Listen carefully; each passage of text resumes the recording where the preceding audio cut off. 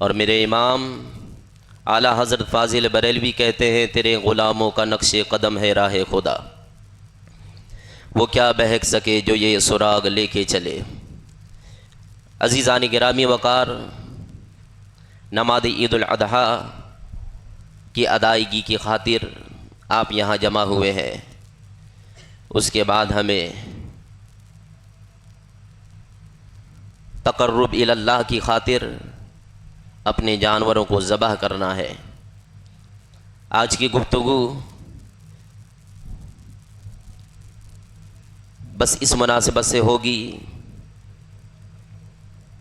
کہ یہ قربانیاں کیوں ہوتی ہیں، ہماری آنے والی نئی نسلوں کو یہ پتہ چل سکے کہ یہ قربانیاں کن کی یادگار ہیں۔ ایام حج چل رہے ہیں، ایام تشریق چل رہے ہیں، ہر فرض نمازوں کے بعد اللہ اکبر کی صدائیں بلند ہو رہی ہیں۔ آخر یہ کن کی یادگار ہیں؟ حجاج کرام جا کر کے عرفات میں ٹھہر رہے ہیں، مزدلفہ میں رک رہے ہیں، حتیم کعبہ میں ہو رہے ہیں، مقام ابراہیم پہ نماز پڑھ رہے ہیں، صفا و مروہ کی سعی کر رہے ہیں، آب زمزم نوش فرما رہے ہیں۔ یہ سب اللہ کے نیک بندوں کی عادات اور ان کے طریقوں کو زندہ رکھنا ہے۔ ویسے ہی قربانی بھی حضرت ابراہیم اور اسماعیل علیہ الصلاۃ والتسلیم کی ادا کو برقرار رکھنے کا نام ہے۔ عزیزان گرامی وقار، میں اجمالی طور پر حضرت ابراہیم اور اسماعیل علیہ الصلاۃ والتسلیم کے قربانی کے واقعہ کو آپ کے سامنے پیش کروں تاکہ آپ کو پتہ چل سکے کہ اللہ اپنے محبوب بندوں کو کتنی بڑی بڑی آزمائشوں سے نوازتا ہے۔ جس طریقے سے اور تقاریر میں آپ نے سماعت فرمائے کہ اللہ تعالیٰ نے حضرت ابراہیم علیہ السلام کو ان کی جان کی آزمائش فرمائی، ان کے مال کی آزمائش فرمائی، ان کے وطن کے لیے انہیں آزمایا، ویسے ہی ان کے بیٹے کی قربانی پر بھی اللہ نے ان کا امتحان لیا۔ قرآن کریم میں اللہ رب العزت ارشاد فرماتا ہے فَلَمَّا بَلَغَ مَعَهُ السَّعْيَ قَالَ يَا بُنَيَّ إِنِّي أَرَىٰ فِي الْمَنَامِ أَنِّي أَذْبَحُكَ فَانظُرْ مَاذَا تَرَىٰ قَالَ يَا أَبَتِ افْعَلْ مَا تُؤْمَرْ سَتَجِدُنِي إِنْ شَاءَ اللَّهُ مِنَ الصَّابِرِينَ۔ حضرت اسماعیل علیہ السلام کی عمر جب تھوڑی بڑھ جاتی ہے، بلوغت کے قریب پہنچ جاتے ہیں، روایت کے مطابق ان کی عمر شریف جب 13 برس کی ہوتی ہے، جبکہ حضرت اسماعیل علیہ السلام بڑی دعاؤں اور بڑی التجاؤں کے بعد پیدا ہوئے تھے۔ حضرت ابراہیم علیہ السلام کی عمر شریف 100 سال کے قریب ہو گئی، 99 سال سے زیادہ کی عمر ہے۔ اللہ کی بارگاہ میں دعا فرمائی کہ اللہ مجھے نیک صالح اولاد عطا فرما۔ قرآن کے الفاظ یوں ہیں رب ہب لی من الصالحین، نیک اولاد ہمیں عطا فرمائے میرے رب۔ تو اللہ تعالیٰ نے حضرت ہاجرہ کے بطن سے انہیں اسماعیل جیسا بیٹا عطا فرمایا۔ اب اتنی دعاؤں کے بعد جو بیٹا گھر میں پیدا ہوا ہو، اتنے بڑھاپے میں جو سہارا بنا ہو، وہ کتنی محبت کا حقدار ہوگا، ان سے کتنا پیار کرتے ہوں گے، اور جس کے چہرے میں نور محمدی جھلک رہا ہو، حضرت ابراہیم ان سے کتنی محبت فرما رہے ہوں گے۔ جب حضرت اسماعیل کی ولادت ہوتی ہے، حضرت ابراہیم انہیں سینے سے لگاتے ہیں، ان سے پیار کرتے ہیں، ان سے محبت فرماتے ہیں۔ یہ دیکھ کر فرشتوں نے رب سے فرمایا اے رب العالمین، تو کہتا ہے کہ ابراہیم میرا خلیل ہے، خلیل تو وہ ہے جو صرف تجھ سے محبت کرے، یہ کیسا خلیل ہے جو ایک بچے سے محبت کر رہا ہے، جو اپنے لخت جگر سے محبت کر رہا ہے، جو اپنے بیٹے سے محبت کر رہا ہے۔ تو حضرت ابراہیم علیہ السلام کا امتحان لیا گیا تاکہ فرشتے بھی یہ دیکھ لیں کہ اسماعیل علیہ السلام کی محبت ابراہیم کے دل میں جو ہے وہ محبت اولاد کی محبت ہے، وہ محبت ایک نور کی محبت ہے۔ لیکن اگر یہاں پہ اللہ کی محبت کو اگر دیکھا جائے تو ابراہیم اس محبت کو بھی قربان کر دیں گے۔ اس لیے اللہ تعالیٰ نے حضرت ابراہیم علیہ الصلاۃ والتسلیم کو وحی فرمائی خواب کے ذریعے سے۔ 8 ذی الحجہ، آج 10 تاریخ ہے، جو گزشتہ کل کی تاریخ تھی وہ 9 ذی الحجہ کی تھی، اور اس سے پہلے کی جو تاریخ تھی وہ 8 ذی الحجہ کی تھی۔ 8 ذی الحجہ کی شب کو جب وہ سوتے ہیں تو رات میں خواب دیکھتے ہیں کہ آواز آ رہی ہے کہ اپنی بہترین شے کو میری بارگاہ میں قربان کرو۔ جو نبی ہوتے ہیں ان کا خواب سچ ہوتا ہے۔ حضرت ابراہیم علیہ السلام ایک روایت کے مطابق 100 اونٹ کو قربان کرتے ہیں، اور دوسری روایت کے مطابق اس دن سوچ اور بچار کرتے ہیں کہ مجھے کیا کرنا ہے۔ اسی سوچنے کی وجہ سے 8 ذی الحجہ کو یوم الترویہ کہتے ہیں، سوچ اور بچار کا دن، کہ انہوں نے سوچا تھا کب، اب پوری دنیا قیامت کے دنوں تک اس دن کو یوم الترویہ کہے گی۔ اور جب 9ویں شب آتی ہے تو خواب دیکھتے ہیں کہ اپنی محبوب شے کو میری بارگاہ میں قربان کرو۔ تو انہوں نے پہچان لیا، انہوں نے سمجھ لیا، انہوں نے جان لیا کہ میرا پروردگار مجھ سے میرے اسماعیل کی قربانی کو طلب کر رہا ہے۔ جب انہوں نے پہچان لیا، اس لیے 9 تاریخ کو یوم عرفہ کہتے ہیں، پہچاننے والے دن۔ عزیزان گرامی وقار، پہچانا تھا حضرت ابراہیم نے ایک مرتبہ، پوری دنیا آج تک اس دن کو یوم عرفہ کہتی ہے۔ اور پھر اس کے بعد جب پہچان لیا تو پھر خواب دیکھتے ہیں اور قربانی کی مانگ ہو رہی ہے، تو حضرت ابراہیم علیہ السلام نے آج کے ڈیٹ میں یعنی 10ویں ذی الحجہ کو قربانی کرنے کا فیصلہ فرما لیا کہ میں اپنے بیٹے کو اپنے رب کی بارگاہ میں قربان کر دوں گا۔ چونکہ فیصلہ فرما لیا اور قربانی کرنے کے لیے لے کے چلے گئے، اس لیے آج کے دن کو یوم النحر کہا جاتا ہے، قربانی کا دن کہا جاتا ہے۔ اب ذرا ملاحظہ فرمائیے کہ وہ بیٹا جو بڑی منتوں کے بعد پیدا ہوا ہو، جو بڑی دعاؤں کے بعد پیدا ہوا ہو، جو بڑی التجاؤں کے بعد پیدا ہوا ہو، ایک ہی بیٹا حضرت اسماعیل علیہ السلام ہے۔ حضرت ابراہیم کی عمر بھی زیادہ ہو گئی ہے، بڑھاپے کا عالم ہے، لیکن محبت الہی دیکھیے، جب قربانی مانگی جا رہی ہے حضرت ہاجرہ سے کہتے ہیں مجھے آج ایک بہت بڑے بادشاہ کی بارگاہ میں دعوت میں لے جانا ہے۔ حضرت اسماعیل کو انہیں نہلا دیا گیا، انہیں دھلا دیا گیا، انہیں نیا لباس پہنا دیا گیا۔ حضرت ابراہیم علیہ السلام اپنے آستین میں چھری اور رسی کو لے کر کے وہاں سے نکلتے ہیں۔ شیطان کیسے یہ صبر کر سکتا تھا؟ حضرت ہاجرہ کے پاس ایک بزرگ آدمی کی شکل میں گیا، بوڑھے آدمی کی شکل میں گیا، اور جا کے کہنے لگا ہاجرہ کیا تمہیں پتا بھی ہے کہ ابراہیم آج اپنے بیٹے کو کہاں لے جا رہے ہیں؟ کہا کہاں لے جا رہے ہیں؟ وہ تو ایک دعوت میں لے کے جا رہے ہیں۔ کہا کوئی دعوت وقت میں نہیں لے جا رہے ہیں، ان کا گمان ہے کہ اللہ تعالیٰ کا ان کو حکم ہے کہ ان کے بیٹے اپنے بیٹے کو قربان کریں، وہ اپنے بیٹے کی قربانی کرنے کے لیے جا رہے ہیں۔ حضرت ہاجرہ نے کہا تم کیسی بات کرتے ہو؟ کیا کوئی باپ بھی اپنے بیٹے کو قربان کرتا ہے؟ کہا ہاں، وہ یہ سمجھتے ہیں کہ اللہ کا حکم ہے۔ کہا اگر اللہ کا حکم ہے تو ایک اسماعیل کیا ہزاروں اسماعیل ہو اگر ہمارے، تو یہ ہاجرہ ہزاروں کو قربان کرنے کے لیے تیار ہے۔ حضرت اسماعیل کے پاس جاتا ہے، کام یہاں پہ نہیں بنتا ہے۔ حضرت اسماعیل سے کہتا ہے، حضرت اسماعیل بھی وہی جواب دیتے ہیں۔ حضرت ابراہیم اسے کنکریاں مارتے ہیں، 3 جگہوں پہ کنکریاں مارتے ہیں مینا کی سرزمین پر، جنہیں جمرات کہا جاتا ہے، جمرہ عقبہ، جمرہ اخرى اور اولا اور ثانیہ کہا جاتا ہے۔ حضرت ابراہیم نے کنکریاں ماری تھی اس وقت، یہ پسند اللہ کو اتنا آیا کہ ہر حاجی جو حج کرنے کے لیے جاتا ہے، شیطان آج وہاں پہ موجود نہیں ہے، شیطان وہاں پہ ظاہر طور پہ دکھاتا نہیں ہے، شیطان وہاں پہ نظر نہیں آتا ہے، پھر بھی ہر حاجی جب بھی حج کرنے کے لیے جاتا ہے تو سنت ابراہیمی کو زندہ کرتے ہوئے جمرات پہ کنکریاں مارتا ہے جہاں پہ حضرت ابراہیم نے کنکریاں ماری تھی۔ عزیزان گرامی وقار، حضرت ابراہیم علیہ الصلوۃ والتسلیم مکمل تیاری کے ساتھ چلے گئے ہیں۔ اب دیکھیں یہاں پہ چندے کا کام شروع ہو رہا ہے۔ آپ سے گزارش ہے کہ بھرپور طریقے سے تعاون فرمائے، اور ہو سکے تو اوپر کے لوگ میں سے کوئی اٹھ کر کے اوپر کے جلدی سے صفوں میں جا کر کے چندہ لے لے، کیونکہ آج کے ٹائم بہت زیادہ نہیں ہے، اکیلے کب تک یہ دادا کرتے رہیں گے۔ عزیزان گرامی وقار، حضرت ابراہیم علیہ الصلوۃ والتسلیم اب حضرت اسماعیل سے کہتے ہیں، قرآن کے الفاظ دیکھو ذرا اللہ کس انداز میں بیان فرماتا ہے۔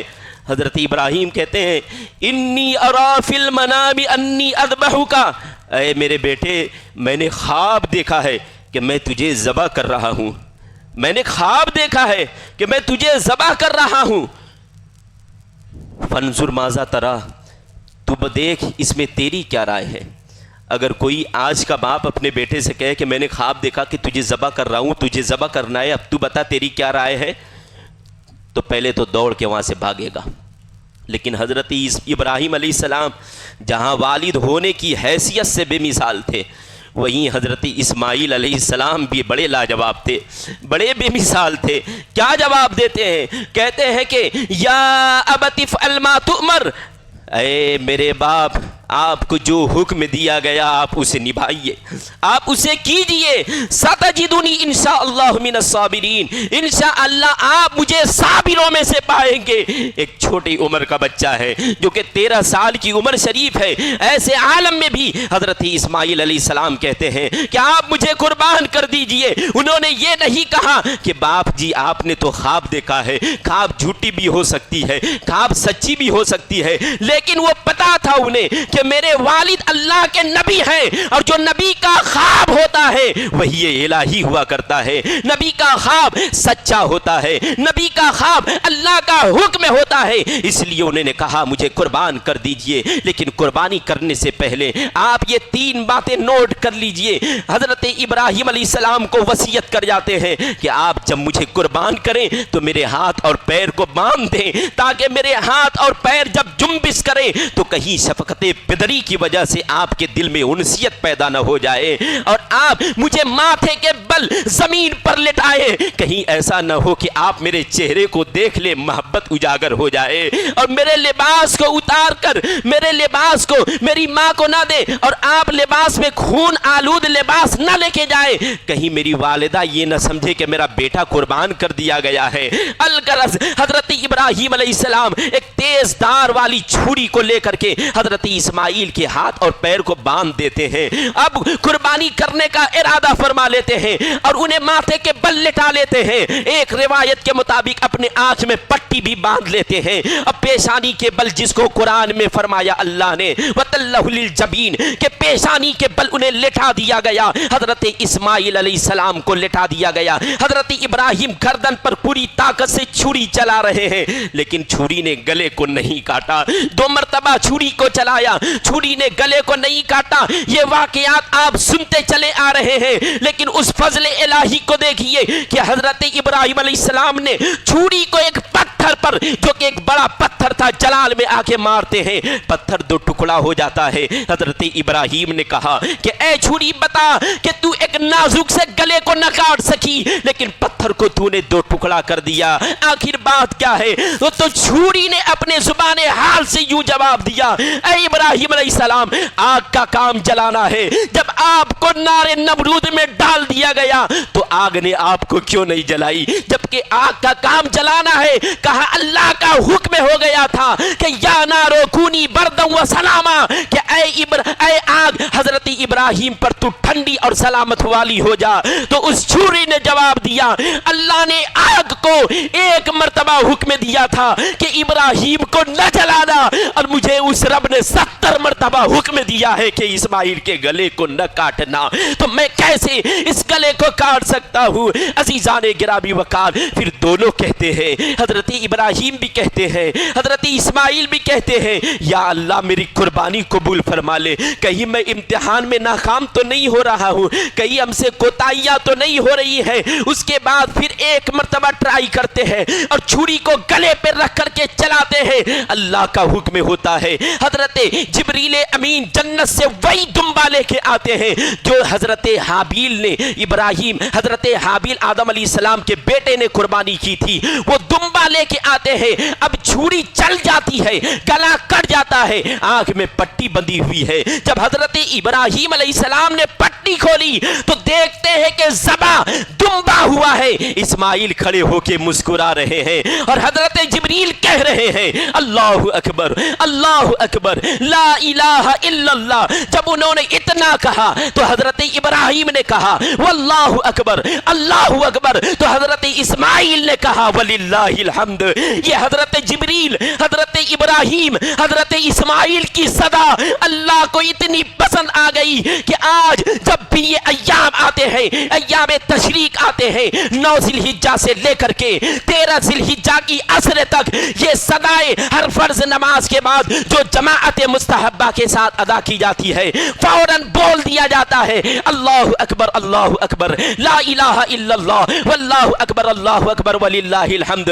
آپ ذرا غور فرمائیے، آپ ہر نماز کے بعد ابھی تکبیر بول رہے ہیں، آپ ذرا یاد کیجئے کہ یہ کن کے کلمات ہیں؟ یہ فرشتوں کے سردار کے کلمات ہیں، یہ ابو الانبیاء کے کلمات ہیں، یہ ذبیح اللہ اسماعیل علیہ السلام کے کلمات ہیں۔ تینوں کے کلمات کو ایک جگہ کر کے اس تکبیر تشریق کو بنایا گیا ہے، جو آج ہم پر نمازیوں پر جماعت کے ساتھ ایک مرتبہ کہنا واجب قرار دے دیا گیا ہے۔ جب آپ اس انداز سے پڑھیں گے تو لطف اور بھی آئے گا، مزہ اور بھی آئے گا، چاشنی اور بھی آئے گی، لذت اور بھی ملے گی کہ ہم وہ کلمات ادا کر رہے ہیں جو فرشتوں کے سردار نے کیا ہے۔ الغرض حضرت ابراہیم علیہ الصلوۃ والتسلیم کی قربانی ہوتی ہے، اللہ کا حکم ہوتا ہے، پیغام آتا ہے، اے ابراہیم قد صدقت الرؤیا، کہ تو نے خواب کو سچ کر دکھایا ہے، قربانی قبول ہو گئی ہے۔ یہی قربانی جب ہو جاتی ہے تو اللہ نے اسی قربانی کو باقی کرنے کے لیے امت محمدیہ کے ہر مالی کے نصاب پر واجب قرار دے دیا گیا ہے۔ تو اب آپ کو یہ سمجھ میں آ گیا ہوگا کہ یہ قربانی حضرت ابراہیم اور حضرت اسماعیل کی یادگار ہے، جنہوں نے قربانی پہلے کی تھی، اپنے بیٹے کی قربانی کی تھی۔ آج پوری دنیا میں جتنے بھی جانور آج کل اب پرسوں میں ذبح ہوں گے یا کل کچھ جگہ ذبح ہو چکے ہوں گے، جہاں پہ آج 11 تاریخ ہوگی، تو جہاں جتنے بھی قربانیاں ہوں گی، ان تمام قربانیوں کا ثواب حضرت ابراہیم کو بھی ملے گا، حضرت اسماعیل کو بھی ملے گا۔ اس لیے کہ جب قربانیاں ہوتی ہیں تو ہماری دعائیں یوں ہوتی ہیں، اللہم تقبل منی کما تقبل تعالی خلیلک ابراہیم علیہ السلام و حبیبک محمد صلی اللہ تعالی علیہ وسلم۔ عزیزان گرامی وقار، تو حضرت اسماعیل، حضرت ابراہیم، یہ اللہ کے دو نبی ہیں، یہ باپ اور بیٹے ہیں۔ اللہ نے جس طریقے سے ان کا امتحان لیا ہے، یہ ہر امتحان میں کامیاب اور کامران نظر آئے ہیں۔ عزیزان گرامی وقار، نبی کونین صلی اللہ تعالی علیہ وسلم نے یہی صحابہ سے فرمایا تھا کہ یہ قربانیاں تمہارے باپ ابراہیم علیہ السلام کی سنت ہے۔ قربانی کے فضائل کے متعلق، قربانی کے مناقب کے متعلق آپ نے بہت ساری حدیثیں سماعت فرمائی ہے۔ آج قربانی کا دن ہے، آپ نماز سے فارغ ہو کر آپ قربانیاں کریں گے تو قربانی کے کچھ اہم مسائل ہیں جو ذبح کے وقت کیے جاتے ہیں، ان اہم مسائل کو آپ کو اپنے ذہن و دماغ میں بسا لینا بہت ضروری ہے، ورنہ انسان قربانی بھی کرے گا، اس کی قربانی نہیں ہوگی، اسے پتہ بھی نہیں چلے گا۔ قربانی کرے گا، اس کے جانور مردار ہو جائیں گے، حرام ہو جائیں گے، حلال نہیں ہوگا، اسے خبر بھی نہیں ہوگی۔ جیسا کہ درس میں نے آپ کو بتایا تھا کہ جانور کو ذبح کرتے وقت جب گلے پر چھری چلائی جاتی ہے، 4 ایسے نسیں ہوتی ہیں جن میں سے 3 کا کٹنا تو بالکل ضروری ہے، 4 کٹ جائے تو بہت اچھا ہے، 3 کا کٹنا ضروری ہے۔ اگر 3 میں سے 2 کٹا اور 1 نہیں کٹا تو قربانی کا جانور حرام ہو جائے گا، حلال نہیں ہوگا۔ آخر وجہ کیا ہے؟ اس لیے کہ ان نسوں سے جو فاسد خون ہوتے ہیں وہ خون باہر آتے ہیں، اگر خون باہر نہیں آئیں گے اور وہ نسیں پوری نہیں کٹیں گی تو جانور حلال نہیں ہوگا، حرام ہو جائے گا۔ اور دوسری بات یہ کہ اگر کسی نے چھری چلائی اور وہ چھری 4 نسوں سے گزری، 4 نسوں پہ وہ چھری گزری، لیکن کوئی نس پوری کٹی، کوئی آدھی کٹی، کوئی تھوڑی سی لگی، اگر تینوں نسوں میں اکثر حصہ کٹ گیا تب تو قربانی ہو گئی، اکثر حصہ اگر کٹ گیا تو قربانی ہو گئی، لیکن اگر اکثر نہیں کٹا تب بھی جانور حرام نہیں ہوگا، جانور حرام ہو جائے گا۔ اس لیے ذبح کرتے وقت پوری احتیاط کے ساتھ اس پر چھری چلائیں کہ نسیں بالکل کٹ جائیں جو اوپر ہوتے ہیں۔ جو تجربے کار لوگ ہوتے ہیں انہیں پتہ چل جاتا ہے کہ نسیں کٹ چکی ہیں۔ اور دوسری یہ بات کہ کبھی ایسا ہوتا ہے کہ جانور کے گلے پر جب چھری چلائیں گے، چھری کے دھار گرم خون کی وجہ سے اسی وقت ختم ہو جاتے ہیں۔ ایک مرتبہ چھری چلائے، دھار ختم ہو، پھر چھری چلتی نہیں ہے، تو ایسے وقت میں دوسرا آدمی یا پھر قصاب یعنی قصائی خود کہتا ہے کہ چھری تو ہم لگا دیتے ہیں، چھری لے کے وہ لگائے جب تک نسیں باقی ہوں اور گردن میں 1 آدمی 2 آدمی یا 3 آدمی جتنے لوگ بھی ہاتھ لگائیں گے سب کو بسم اللہ اللہ اکبر کہنا لازم ہے، ضروری ہے۔ اگر پہلے نے کہا اور دوسرے نے یہ سوچا کہ پہلے نے تو کہہ دیا ہے مجھے کہنے کی کیا ضرورت ہے، تو بھی یہ جانور حلال نہیں ہوگا، حرام ہو جائے گا، اس لیے کہ ابھی نسیں باقی ہیں۔ اور اگر کسی نے، یہ بہت باریک مسئلہ ہے، اگر کسی نے جانور کو ذبح کیا اور 2 نسیں کٹی تھیں اور خون باہر نکل رہا ہے، اور تیسری اور چوتھی نسیں ابھی نہیں کٹی ہیں، اور وہ خون نکلتے نکلتے دم توڑ دیا جانور نے، جانور حرام ہو گیا۔ اسی لیے جلدی کیا جاتا ہے، اسی لیے حکم ہے کہ تیز چھری لیں تاکہ جلدی نسیں کٹ جائیں۔ اس لیے ان کی زندگی ختم ہونے سے پہلے، دم نکلنے سے پہلے رگوں کا کٹنا ضروری ہے۔ 3 رگ کا کٹنا تو نہایت ضروری ہے، چوتھا بھی کٹ جائے تو بہت اچھا ہے۔ اب بسم اللہ اللہ اکبر وہاں جتنے لوگ ہیں سب تو کہہ دیتے ہیں، کہہ دیں تو بہتر ہے، لیکن سب کو کہنا لازم نہیں، لازم ہے ذبح کرنے والے پر۔ یہ نہیں کہ چلو ذبح کرنے والا یہ سمجھے کہ اتنے سارے لوگ تو کہہ رہے ہو جائے گا، ہم نہیں کریں۔ ذبح کرنے والا اگر خود بسم اللہ اللہ اکبر نہیں کہے گا، جانور حلال نہیں ہوگا۔ اور ایک بہت اہم مسئلہ، ہمارا اسلام کہتا، ہمارے نبی کہتے ہیں کہ جانوروں پر ظلم نہیں ہونا چاہیے۔ اگر کوئی کتے کو پانی پلا رہا ہے تو جنتی ہو جا رہا ہے، کتے کو پانی پلا رہا ہے تو مغفرت اس کی ہو جا رہی ہے۔ جب قربانی ہوتی ہے تو حکم یہ ہے کہ جانوروں کو ان کے پیروں کو اچھے طریقے سے باندھ لیا جائے تاکہ وہ تڑپے نہ، باندھ لیا جائے، اور یہ قربانی میں ہوتا ہے۔ ایسے کہیں جانور جو عام طور سے روز ہم گوشت کھاتے ہیں نا، اس میں تو جانور کو باندھا بھی نہیں جاتا، قصاب اتنے ماہر ہوتے ہیں کہ گردن پکڑتے ہیں، ذبح کر دیتے ہیں، باندھتے بھی نہیں۔ لیکن قربانی میں جانور کو کتنی عزت دی جا رہی ہے، کتنا مقام دیا جا رہا ہے۔ جانور کو بھی، جانور کے اوپر بھی ظلم و زیادتی نہیں ہونی چاہیے، لیکن قصاب کیا کرتے ہیں کہ جانور ابھی ٹھنڈا نہیں ہو پاتا ہے کہ اس کے کھال ادھیڑنا شروع کر دیتے ہیں۔ اگر آپ بتائیے کہ آپ کے جسم میں جان ہو، کھال ادھیڑنا شروع کر دیا جائے تو کتنی تکلیف ہوگی، جانور کو بھی ویسی تکلیف ہوگی۔ بسا اوقات کیا ہوتا ہے نا کہ جانور کو ذبح کرنے کے بعد یہ گلے کے نیچے جو دل کے قریب جو ایسے لٹکتا ہے بھینس وغیرہ کا، وہاں پہ ایسے چھری بھونک دیتے ہیں قصاب، تو اس سے بڑی فوارہ کی طرح خون باہر آتا ہے۔ بھائی جو خون نس کے ذریعے سے دھیرے دھیرے باہر آ رہا ہے، اکٹھا باہر آ جاتا ہے، جانور کو بڑی تکلیف ہوتی ہے، زیادہ تکلیف ہوتی ہے۔ تو یہ آپ پر ضروری ہے کہ آپ جس قصاب یا جس قصائی کو اپنے یہاں بلائیں اور جانور وہ ذبح کر رہا ہو تو ذبح کے بعد جانور کو 1-2 منٹ ٹھنڈا ہونا ضروری۔ وہ آپ سے کہیں گے کہ اگر ٹھنڈا ہو جائے گا تو ہم کھال نہیں ادھیڑ پائیں گے، گرم خون پہ ہم کھال جلدی سے ادھیڑ لیں گے۔ ان کو گرم خون کھال جلدی ادھیڑنے کی فکر نہیں، ان کو 4 جگہ اور جانے کی فکر ہوتی ہے، آپ بخوبی جانتے ہیں۔ اس لیے آپ اسی قصاب کو اپنے یہاں رکھیں جو آپ کی بات کو مانے۔ اگر آپ کی بات کو نہیں مان رہا ہے یا آپ نہیں منوا پا رہے ہیں اور آپ اس پہ صبر کر رہے ہیں، جانور پہ ظلم ہو رہا ہے، تو آپ بھی گنہگار ہوں گے اور قصاب بھی گنہگار ہوگا۔ تو ہمارا اسلام، ہمارا دین، ہمارا مذہب وہ کہ جو ایک جانور پر بھی ظلم ہوتا دیکھ کر خاموش نہیں رہتا ہے، تو پھر انسانوں پر ظلم ہوتا دیکھ کر کیسے خاموش ہوگا۔ جو آج کے دن میں جب قربانیاں ہو تو ان ساری چیزوں کو ضرور مد نظر رکھیں، اور قربانی ہونے کے بعد جو گوشت کے بانٹنے کے طریقے ہیں، الحمدللہ یہاں تو بڑی تیزی کے ساتھ گوشت کو بانٹا جاتا ہے۔ لیکن کبھی ایسا ہوتا ہے کہ گوشت بانٹنے کے چکر میں 2 گھنٹے میں سب گوشت تو ختم ہو جاتے ہیں، لیکن تیسرے گھنٹے میں بڑا اہم آدمی آ جاتا ہے جس کو گوشت دینا باقی رہ جاتا ہے۔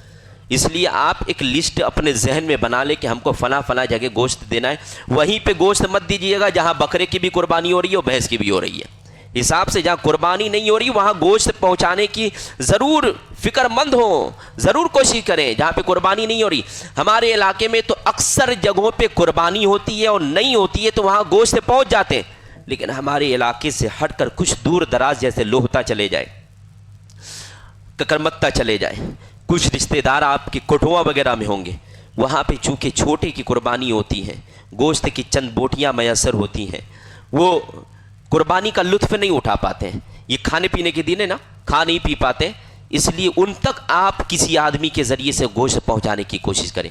تاکہ وہ خوب سیر ہو کر کے کھائیں. ثواب آپ کو بھی ملے گا, آپ کو تو ہر بال کے بدلے میں ثواب مل رہا ہے. پھر اس کے بعد بھی جتنے کام ہو رہے ہیں نا, اس کا ثواب الگ ملے گا. آپ خود کھائیں گے اس کا ثواب الگ ملے گا, جن کو کھلائیں گے اس کا ثواب الگ ملے گا, غربا کو کھلائیں گے اس کا ثواب الگ ملے گا, پڑوسیوں کو کھلائیں گے اس کا ثواب الگ ملے گا. تو اس جگہ خاص طور سے گوشت پہنچانے کی کوشش کریں جہاں پہ گوشت لوگوں کو میسر نہ ہوتا ہو.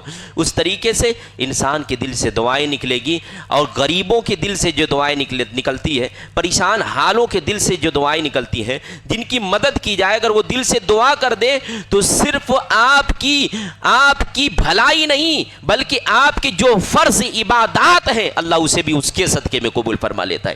آپ یوں نہ سمجھے کہ ہم نے نمازیں ادا کر لی ہماری نمازیں قبول ہو گئیں. یہ نمازیں کبھی غریبوں کی دعا سے قبول ہو جاتی ہیں. یہ نمازیں کبھی پریشان حالوں کی پریشانیوں کو دور کرنے کی وجہ سے دور ہو جاتی ہیں. یہ نمازیں کبھی پڑوسیوں کے حق کو ادا کرنے کی وجہ سے قبول ہو جاتی ہیں. آئیے اس مناسبت سے میں ایک واقعہ آپ کے سامنے پیش کروں اور گفتگو کو ختم کروں گا. حضرت عبداللہ ابن مبارک رضی اللہ تعالیٰ عنہ بڑے پائک کے بزرگ ہیں, ولی ہے. حج بیت اللہ کے لیے جاتے ہیں, خانہ کعبہ کا طواف کرتے ہیں. طواف کے بعد ایک جگہ بیٹھ جاتے ہیں, آنکھ لگ جاتی ہے, نیند آ جاتی ہے. جب نیند آتی ہے تو خواب میں دیکھتے ہیں اللہ رب العزت اپنے بندوں کو کیا کیا خواب میں دکھا دیتا ہے. خواب میں دیکھتے ہیں کہ آسمان سے دو فرشتے اتر رہے ہیں اور آپس میں بات چیت کر رہے ہیں. ایک فرشتہ کہہ رہا ہے کہ آج اس سال کتنے حاجی حج کرنے کے لیے آئے, تو دوسرا کہتا ہے کہ اس سال 6 لاکھ حاجی حج کرنے کے لیے آئے ہیں. یہ آج کی نہیں 1200-1300 سال پہلے کی بات ہے. حضرت عبداللہ ابن مبارک سن رہے ہیں خواب میں کہ ایک حاجی دوسرے سے پوچھ رہا ہے, تو دوسرا کہتا ہے کہ 6 لاکھ حاجی حج کرنے کے لیے آئے, لیکن تعجب یہ ہے کہ 6 لاکھ حاجیوں میں سے اللہ نے کسی کے حج کو قبول نہیں فرمایا. اللہ اکبر, 6 لاکھ حاجی اور کسی کے حج کو قبول نہیں فرمایا. اب فرشتہ کہتا ہے لیکن ایک بندہ ایسا ہے جو حج بھی نہیں کرنے آیا ہے, دمشق کا رہنے والا ہے, علی بن موافق نام ہے, وہ حج کرنے آیا بھی نہیں ہے, اللہ نے اس کو حج مبرور کا ثواب عطا فرمایا ہے. اور فقط اتنا نہیں بلکہ اس کے صدقے میں اللہ نے 6 لاکھ حاجیوں کے حج کو قبول فرما لیا.